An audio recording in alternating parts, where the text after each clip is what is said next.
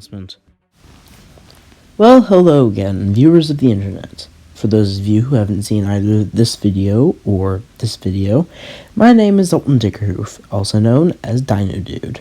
To briefly sum up my backstory, I am autistic, I am a leader of a group of heroes known as the Imagination Team, I can transform into dinosaurs, and I'm the guy that's on the channel's profile picture. Anyway, a few days ago, I was alone in the Imagination Team tower, because everyone else was out on missions. I was having a great time, enjoying some quiet alone time, when suddenly I got a report that the tower security was hacked. Dalton, it appears our security system has been hacked, Said my robotic lizard assistant, Yoshi. Yes, I'm aware. The narrator just explained that, I replied. Once again, I am not sure what you mean by narrator, but this is a significant issue.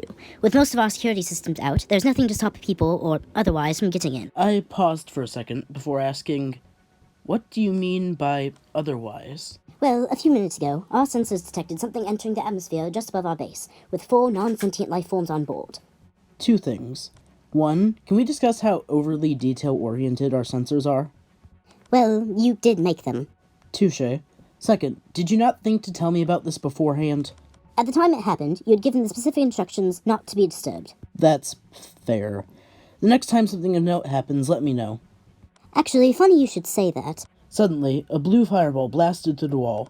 Yoshi quickly started putting out the fire, while I looked at the new, unintentional window to see what had shot the fireball at us. I immediately saw a strange, black dragon-like thing, with an extended head, no eyes, and a bladed tail. Ah, great. It's a Xenomorph. Xenomorph? Yes, Aiden told me about them after he fought one in the first subscriber suggestion seed round. They're these aliens that plant eggs in other species and adapt to whatever that creature is. They also aren't technically from this dimension, but they're some kind of multiversal invasive species. This one, though, looks like it came out of Toothless from How to Train Your Dragon. After I'd given that exposition, the dragon morph blasted another hole in my wall and flew through it. It swung its bladed tail at me, but I was able to dodge. However, as for a plan of attack, I had none.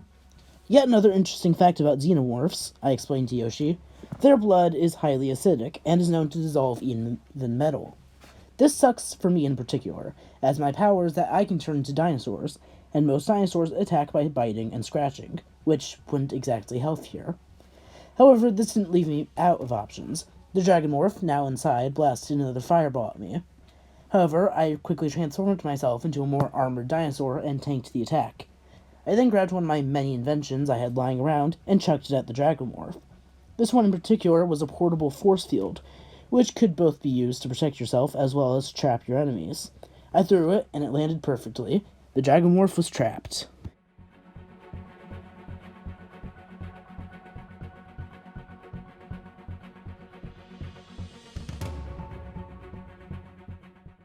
After trapping the dragon morph, I decided not to kill it.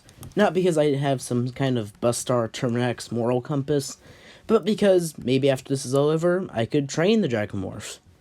But anyway, after I was done with that, I went back to talking to Yoshi. So, 1 down, 3 more to go. Yoshi, go up to the control room and try to get our security back online. Meanwhile, I'll eliminate the other 3 Xenos. Yoshi was about to head back upstairs, however, I quickly stopped him. Oh, and take this. I then threw Yoshi my ballooninator. If you see Xeno, hit it with this. One shot will fill its entire body with helium, causing it to float right up into space. I am aware of how this works. I was there when you built it. I know, I wasn't exactly clarifying for you. Yoshi left, and I was going to follow close after, when, suddenly, out of nowhere, a gray xenomorph covered in leopard-like spots and glowing purple segments burst into the room. It leaped at me, but instead of attacking me how I would have expected, biting, scratching, swinging its tail, it instead tried to attack me with a round kick. Luckily, I had trained in combat for 12 years, so I was able to quickly dodge.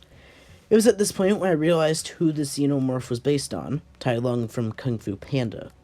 The 2 of us then proceeded to spar back and forth, landing hits on each other and dodging blows.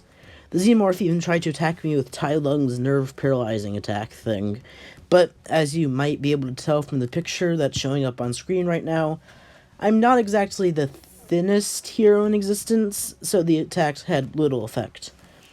Eventually, the Xeno even ran over to the still burning wall, placed its hands in the blue fire, and proceeded to attack me with its flaming hands. At this point, I had an idea of how to finish him off.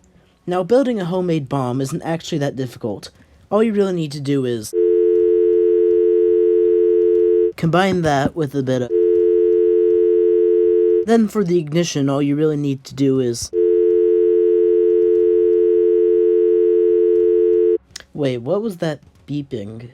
Oh, I see. I guess I can't tell you how to make a bomb on YouTube.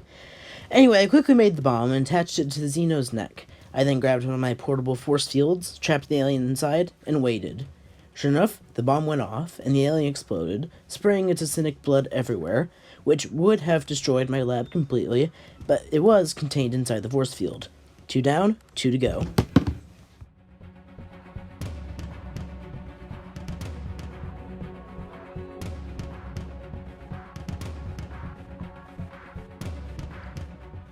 At this point, I had a strategy of how to find the aliens.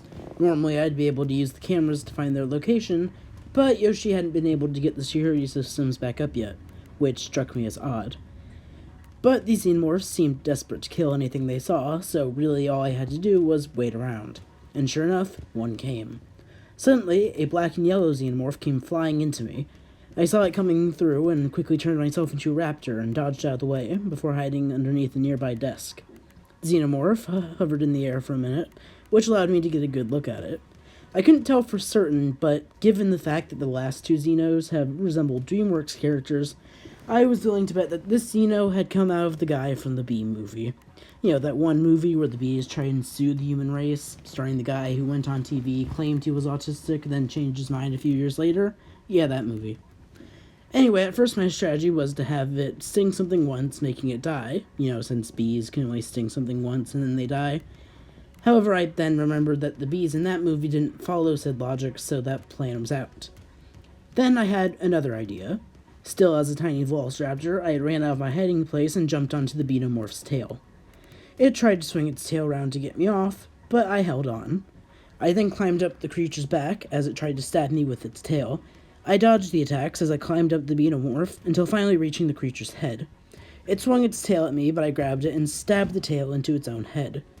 Acidic blood splashed, but I managed to dodge all of it very conveniently. Okay, one more Xenomorph, I said to myself. Suddenly, a voice came over the intercom. Hello, N.E.R.D. That is not how you pronounce any of those words. If you ever want to see your tiny lizard friend again, come to the tower's control center.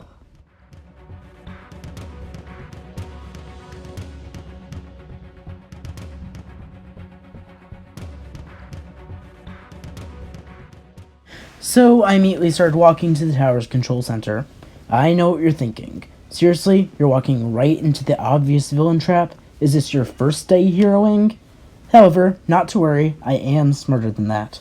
When I built the tower, I designed it with several secret entrances and exits, and pathways that only I know about. So I immediately went through one of those and ended up in the control center, where a blue and black Xenomorph was waiting. I quickly noticed that Yoshi was trapped behind one of my own portable force fields, and the Ballooninator was lying on the ground close by. The Xenomorph quickly saw me. So you're the dynamic Dino-Dud. And you are a rejected member of the Blue Man Group? The name is Megamorph. Of course, a Megamind Xenomorph, though this one appeared to lack its Inspiration's redemption arc. And yes, for the record, I have seen the new show, which only made me far more excited to kill this thing. So, I'm guessing you're the guy who hacked my security system?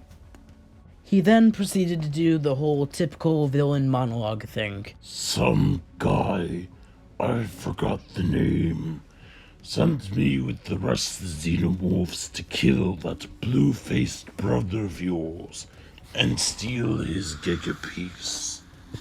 However, he wasn't home, so we decided to just kill you instead and blow up the entire building to send a message. Hearing the words blow up, I immediately got an idea. You seem to assume that I'll be easy to kill. Why wouldn't you be? You're an overweight man with a mental disorder who could turn into oversized lizards. You're no threat. Two things. One, technically it's a neurological disorder, not a mental disorder.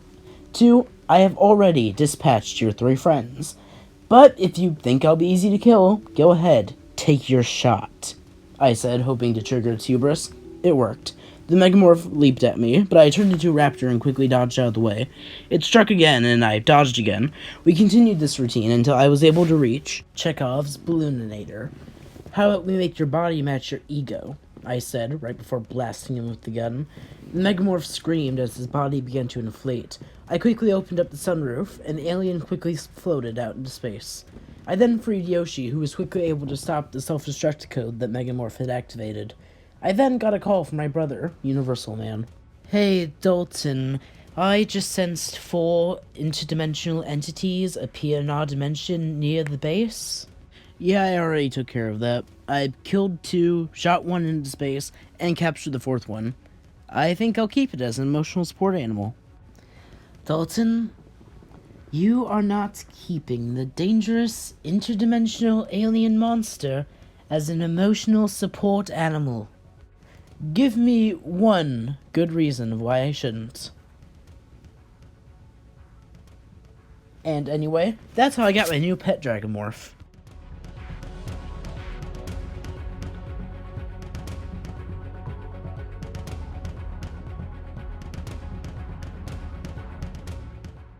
We will be having the first ever artist adaptation. Basically, you all will either draw or write out a description based off the prompt I give you, and I will adapt 4 of them into an original story. Let's be honest here, it's a community redraw. You only changed the name for branding purposes. That is enough out of you for this episode. Anyway, here's your first prompt.